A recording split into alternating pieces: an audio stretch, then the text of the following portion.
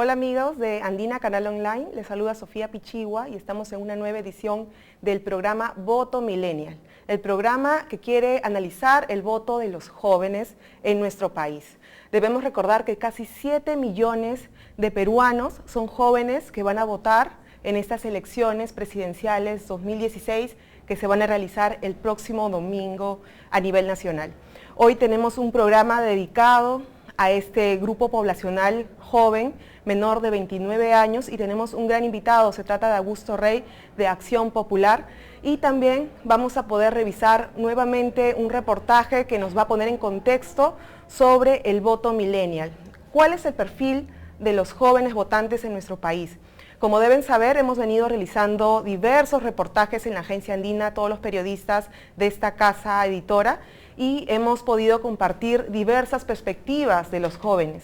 Jóvenes que tienen ambiciones políticas, jóvenes que son activistas sociales, jóvenes que están preocupados por lo que pasa en su país, en su ciudad, en su barrio o al costado de su casa, incluso en su propia familia.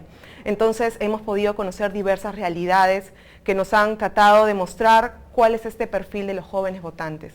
Muchos de nosotros sabemos que ellos piensan que están alejados del Estado, quizás sus necesidades todavía no son atendidas.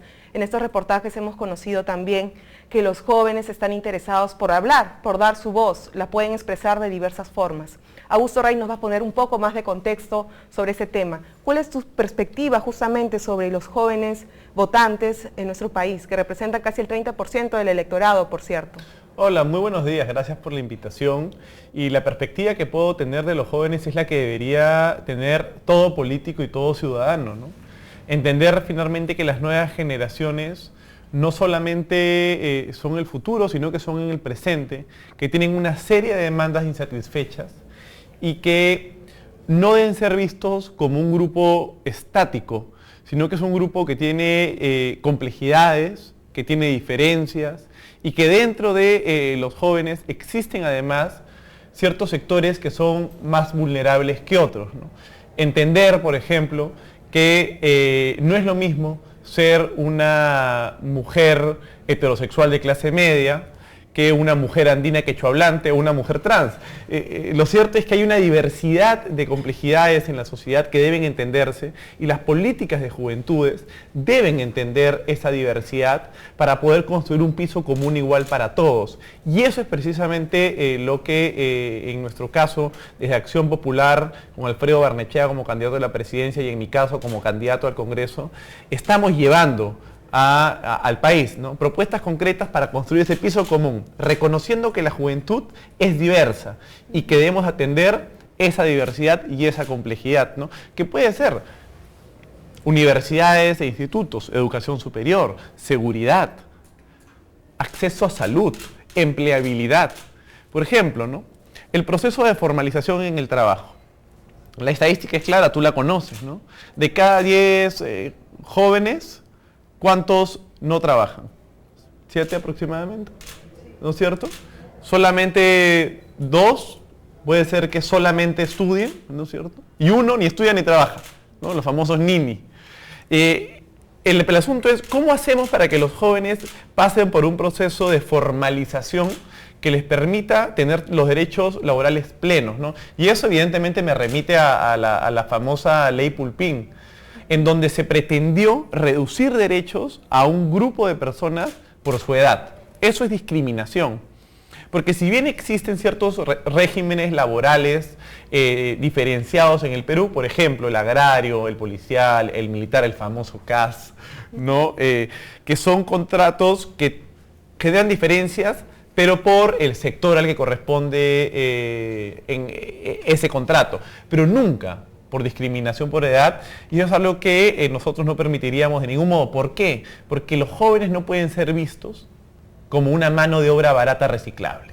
Claro, y justamente hablando de ese tema, una cifra importante vinculada al tema laboral es que incluso los jóvenes reciben una menor remuneración, 1.000 soles aproximadamente, y eso hablamos de Lima, porque en provincias el sueldo puede ser incluso de 300, 400 soles mensuales, como en Cajamarca, por ejemplo. Y esta es una de las problemáticas que enfrentan los jóvenes. Por ejemplo, vamos a mostrar en unos segundos un reportaje que es sobre una joven, Sharon González. Ella es una egresada de comunicaciones y quizás una egresada suertuda porque es afroperuana, es limeña y es un grupo muy reducido, una minoría que llega a la universidad. Ahora está con un trabajo que todavía no sabe si va a poder mantener.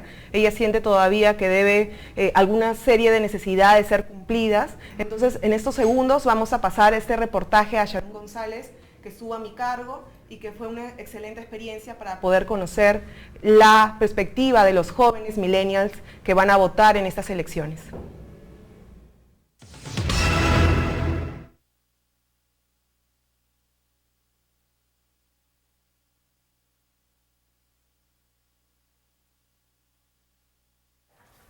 Y entonces, ¿uno sería educación? Sí. Sharon González es afroperuana, parte de una minoría invisible en el Perú porque desde 1940 los censos nacionales no incluyen la variable de autoidentificación étnica. Ella es la fundadora del grupo Afropuc y miembro de la agrupación Presencia y Palabra. La comunicadora de 23 años lamenta la falta de visibilización de su comunidad en la educación. La escuela es un espacio de conflicto, ¿no? Primero porque sales de tu casa y en tu casa nadie te dijo que eras negro o negra y en la escuela te lo comienzan a decir, ¿no? Entonces, este plano de darte cuenta que eres el otro que no es como el resto del salón. Y después está esto de no verte, ¿no? Nunca verte en lo que te enseñan en la escuela, ¿no? No estamos, o sí estamos cuando hablamos del periodo esclavista, ¿no? Hablamos del periodo esclavista y entonces tus compañeros se ríen de ti porque jajaja, mira, los de la foto del libro se parecen a ti. En medio de este periodo de conflicto, mi madre comenzó a acercarme más al movimiento afroperuano y es a partir de entonces que yo descubro otras cosas respecto a mi historia, respecto a los afroperuanos y las afroperuanas en general, ¿no? En el caso de la población afroperuana, enfrentan varios y diferentes problemas, ¿no? Uno de ellos es el bajo nivel socioeconómico que tienen, la dificultad para entrar al mercado laboral, y esto está muy relacionado con el bajo nivel educativo que logran, ¿no? Muchas veces son desalentados por los propios maestros de escuela, ¿no? Señalando, por ejemplo, que son buenos para la danza, las artes, ¿no? El deporte, y más bien los desalientan para el desarrollo más bien intelectual, académico. Ver a esta gente organizada, ¿no? Pensando en acciones concretas, con propuestas concretas también, hacía que yo también pensara, mira, en ese entonces pues tendría yo 10 años, 11 años. Y entonces yo iba muy motivada porque además sentía este espacio de no ser la diferente, ¿no? Y sobre todo de tomar acción sobre este problema que yo sentía todos los días. Sharon, la joven votante afroperuana, no encuentra entre los candidatos propuestas que le hablen a la comunidad afroperuana ni conozcan de cerca sus necesidades. Mi meta como activista es que el Estado finalmente reconozca al pueblo afroperuano como pueblo. Yo siento que a partir de entonces seremos interlocutores válidos, a partir de entonces se podrá prestar más atención y tendremos nosotros también una herramienta más para exigir nuestros derechos, a la garantía de nuestros derechos.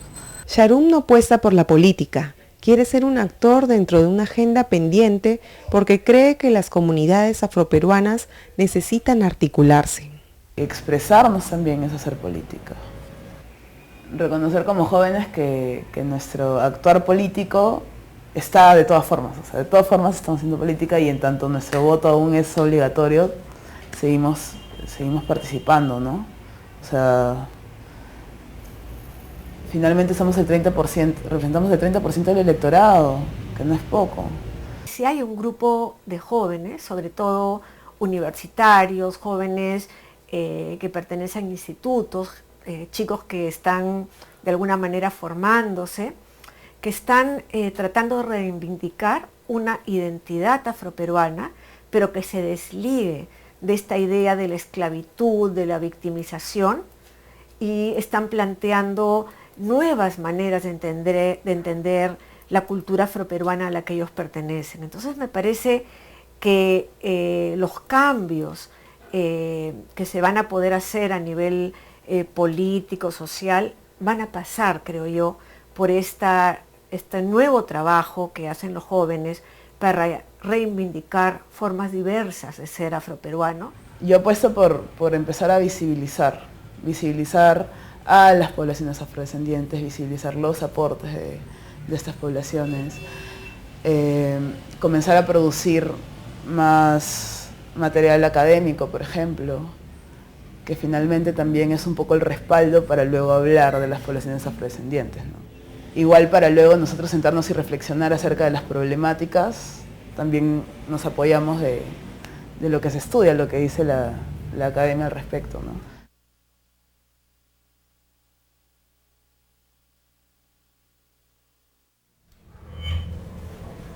Hola a todos nuevamente. Entonces hemos visto hace un momento este reportaje sobre Sharon González, esta joven afroperuana que, como te comentaba, probablemente es una excepción a la regla.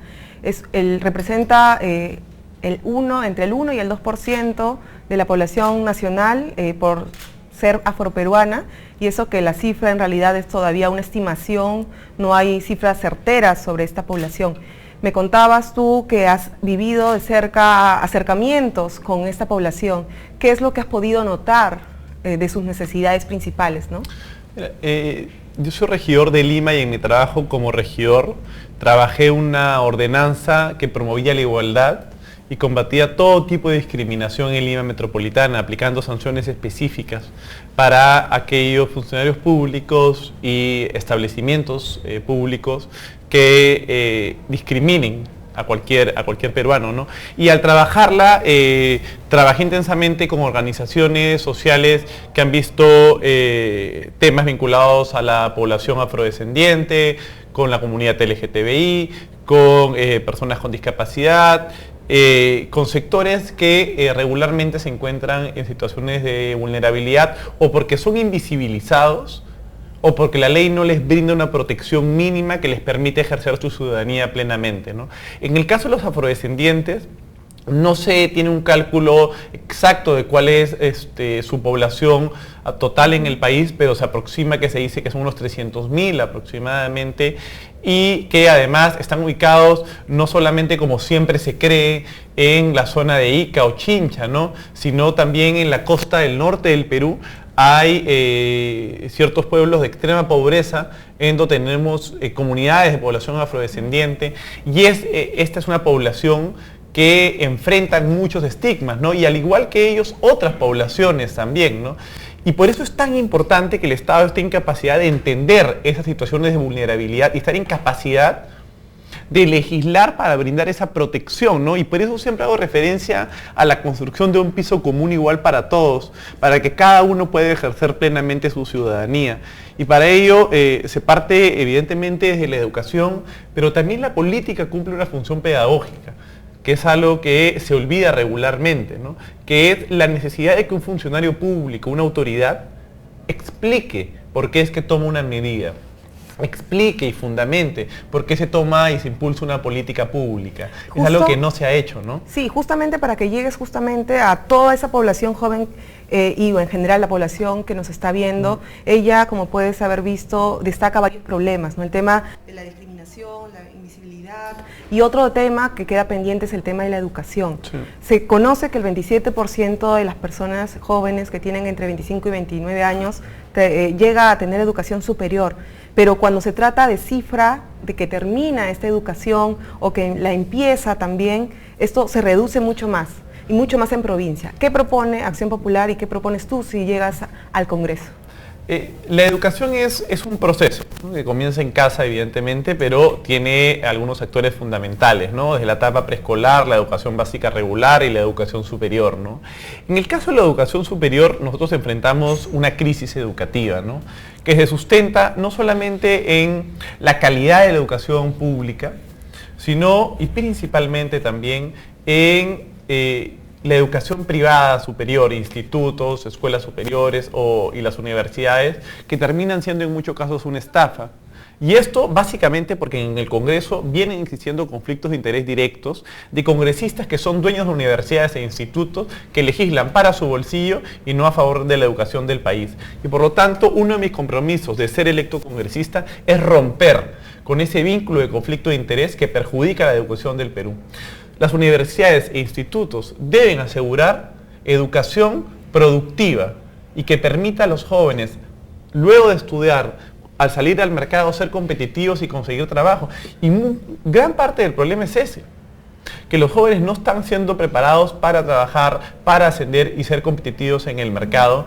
Y es una de las tareas pendientes y es una de las tareas que desde Acción Popular con Alfredo Barnechea, y es un compromiso que yo mismo de forma personal estoy asumiendo para impulsar desde el legislativo, ¿no? Muchas gracias, Augusto, por participar en este programa, en este primer bloque del programa. Nosotros les recordamos que pueden también acercarse y hacer algunas preguntas desde la cuenta de Twitter, desde la cuenta en Facebook, donde estamos ahorita en vivo. Pueden acercarse y revisar su cuenta en @agencia_andina, si quieren seguirnos en Twitter, y también pueden chequear el Facebook, donde estamos compartiendo fotos, y también vamos a seguir publicando este video en tiempo real. Vamos a regresar ahora, después de este pequeño corte, con Carmen Omonte, también candidata al Congreso, para analizar el voto millennial.